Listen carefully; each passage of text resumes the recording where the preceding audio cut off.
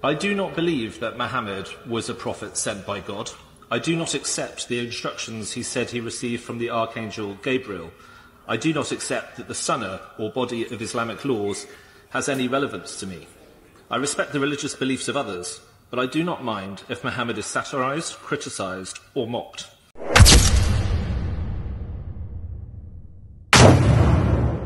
I'm not a Muslim, and I choose not to live by the moral codes set out by Islam. I'm a Christian, and I should make clear that I don't think anybody should be prosecuted for satirizing, criticizing, or mocking Jesus either. England and Wales abolished blasphemy laws in 2008, and Scotland abolished them in 2021. But even then, those laws had not been used for decades. The last blasphemy trial took place in 1977, and the state hasn't brought a public prosecution for blasphemy in more than a century. But now blasphemy laws are back. I've been advised not to refer to two high-profile cases of people being arrested, charged and prosecuted for causing harassment, alarm or distress to Muslims or even nonsensically to Islam itself. So while I will keep my speech to the conceptual, I invite the House to recall that there are real examples of what I raise in the criminal justice system right now. The issue is the way Sections 4 and 5 of the Public Order Act 1986 are being used, far beyond the intent of Parliament, to police what we can and cannot say about Islam. I will come to the details of Sections 4 and 5, but first I want to say something about the intent of the Public Order Act. The long title of the Act makes clear its purpose was to abolish some common law and statutory offences to make way for new offences relating to public order. Nowhere in the second reading debate from 1986 did anybody raise the need to protect religions or followers of religions from offence. The context of the Act was football hooliganism and the riots in Brixton and Broadwater Farm. It's true that Part 3 of the Act created new offences relating to racial hatred, and this was amended to include religious hatred by the Racial and Religious Hatred Act 2006.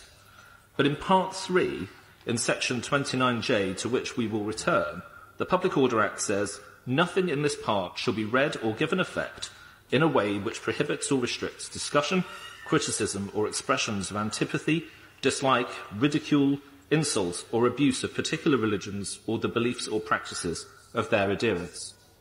We can therefore be confident that the Public Order Act, even as amended, was never intended to become a blasphemy law. This obvious conclusion is reinforced by the fact that the controversies regarding blasphemy and Islam in this country began 2 years after its introduction, in 1988, with the publication of the Satanic Verses. Since that year, and the protests and fatwa against Sir Salman Rushdie, our public conversation about Islam has been limited through a mixture of self-censorship and more official restrictions, such as the definition of Islamophobia accepted by many public bodies. These restrictions are motivated not by a desire to avoid offence, consider the criticism and mockery made of other religions, but fear of a violent response by those who are offended. Some say public order offences are not the same as a blasphemy law, and that it can be legitimate to prosecute somebody for saying something that might cause wider disorder. Perhaps in some circumstances this may be so, but we should interrogate this line of thinking. First, the Crown Prosecution Service gave the game away by charging one man with causing distress to the religious institution of Islam, which is pretty much the dictionary definition of blasphemy. But second, twisting the law to make a protester responsible for the violent reaction of those who will not tolerate the opinions of others is wrong. It destroys our freedom of speech. Some argue that while this may be regrettable, it's now an unavoidable consequence of the multicultural society in which we live today. By this logic, the state must police the boundaries between different ethnic and religious groups to avoid disorder. But we should be clear that this means state intrusion and a loss of liberty on some occasions, and mob rule on others. This is the very essence of the two-tier policing row we have seen recently. Rough justice for those belonging to identity groups that play by the rules, and freedom from justice for those belonging to groups willing to take to the streets and threaten violence. This is the logic of using the Public Order Act to prohibit us from saying what we like about a religion. A person may be found guilty because of the violent reaction of those offended by their actions. From Sir Salman Rushdie to the Batley teacher still in hiding with his family, the threat of violence is what lies behind these new blasphemy laws. Perhaps we should not be surprised. There are at least 14 Muslim-majority countries where the penalty for blasphemy or apostasy is death, and we have significant diaspora populations from many of them. With the number of people coming here, with the number of people here who came from these countries growing, and the increasing assertiveness of organised political Islam in Britain, this is a problem that seems likely to only get more severe. But the answer is not to surrender to the mob. It is to hold the line, and that is why today I bring forward this bill. Madam Deputy Speaker, I said earlier that Section 29J of the Public Order Act protects criticism, insult and even abuse of religions and the beliefs and practices of their adherents. But this only applies to Part 3 of the legislation, because Part 3 introduced offences relating to racial hatred, later amended to include religious hatred.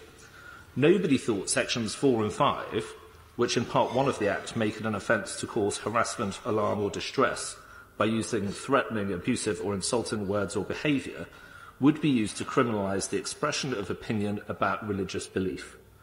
This bill therefore extends the scope of 29J to the whole of the Public Order Act, thus preventing the use of Sections 4 and 5 as a de facto blasphemy law, and applies Section 29 also to Section 127 of the Communications Act 2003 and Section 1 of the Malicious Communications Act 1988. In doing so, this bill would restore free speech as it applies to religion in England and Wales. It would stop the police, prosecutors and judges from creating a blasphemy law from legislation that was never passed for that purpose. It would send the strongest powerful message from this place, where political power legitimately and democratically resides, that this country will not tolerate intimidation, violence or censorship, that there will be no special treatment here for Islam, and there will be no surrender to the thugs who want to impose their beliefs and culture on the rest of us. Yeah. The question is that the honourable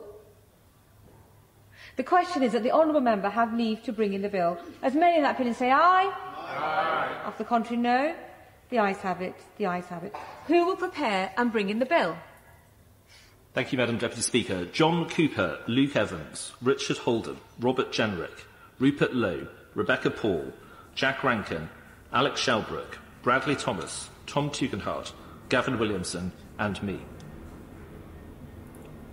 Nick Timothy.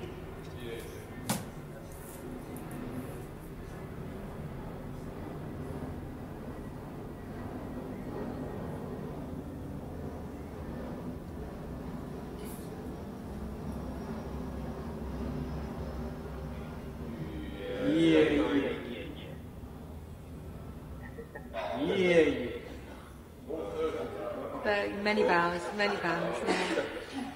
Bonus one. Freedom of Expression, Religion or Belief System Bill. Second reading what day? The 11th of July. This is good. This is good. Freedom of religion, freedom of choice. You have the free way to choose. Only God can judge you whether you're right or wrong. So, at the moment, it is your choice, because no man can answer for you before God. So why force you others on their own choice? Anyone who doesn't agree with freedom of religion, freedom of worship, freedom of choice, let him be kicked out.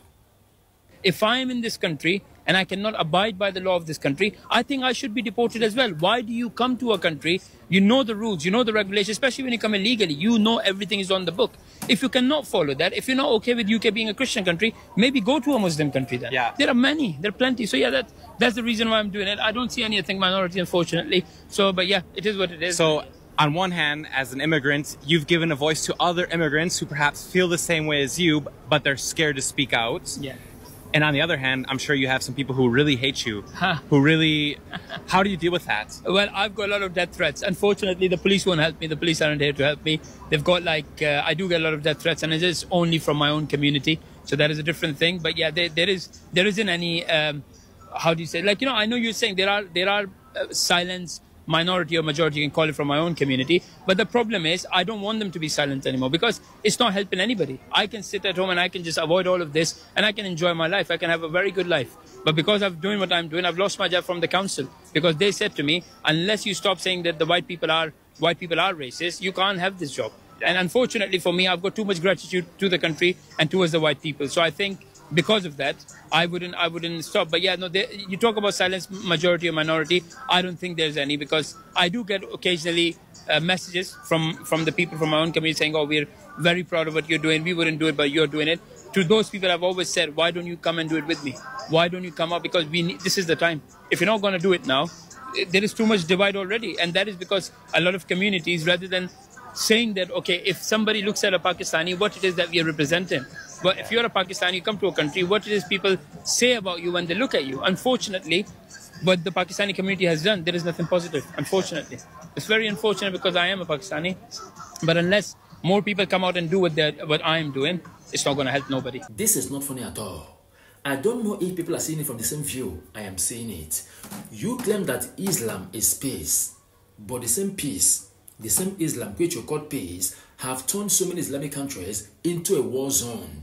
So you are saying that peace have turned so many greenish countries into a dry desert. All of you are living Islamic countries and running into West. You are abandoning your own country that Islam have turned into a desert, into a war zone. You are running to West. Of course, every one of you so much love to enjoy a peaceful environment where freedom is exercised. And that's why you choose to abandon your own countries, running into West, where you will experience that freedom. But it is very shameful that majority of you, after getting there, are still crying like babies who don't know what they actually want. That they want Sharia, it is peace, Islam is peace. If Islam is peace, why couldn't it keep those Islamic countries in peace? You are simply going there to destroy another man's land with the same thing you are running away from. If your religion forbids you from staying in the environment where freedom of worship is allowed, you better stay in your own country. You better stay in your own land. Don't go over there with your nonsense to cause other people problem, because you will not allow them to bring their own to your home. How much more fighting to take over your land, to enforce their own on you?